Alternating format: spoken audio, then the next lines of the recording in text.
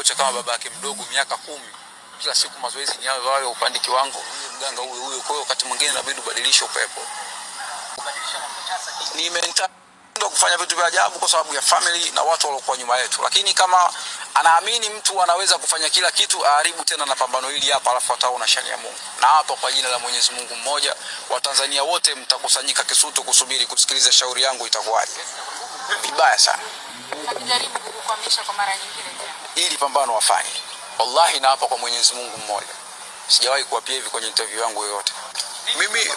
Mimi nafikiri sijalenga makocha maalum ni makocha gani, lakini jaribu badilisha. Kwa hiyo hapo utaokota kidogo baadaye utakuwa mzuri. Umeelewa? Kwa sababu hata mimi sijapita kwenye mikono ya kocha mmoja, nimepita kwenye mikono ya makocha wengi. Na bado naendelea kujifunza. Kila siku nikiona kocha na kitu cha tofauti naenda na ukota. Umeelewa? Hiyo ndio inapokuwa.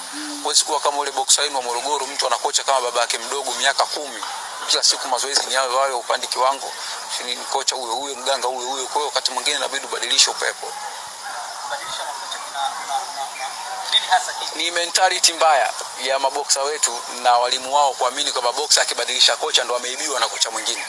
Lakini sio kweli. Mtu unatoka tu kwenda kubadilisha ujuzi, kwenda kuchukua elimu ya mtu fulani kuongezea bora. Wakati mwingine unaondoka kwa sababu unaamini kocha wako amezidiwa kitu na kocha fulani.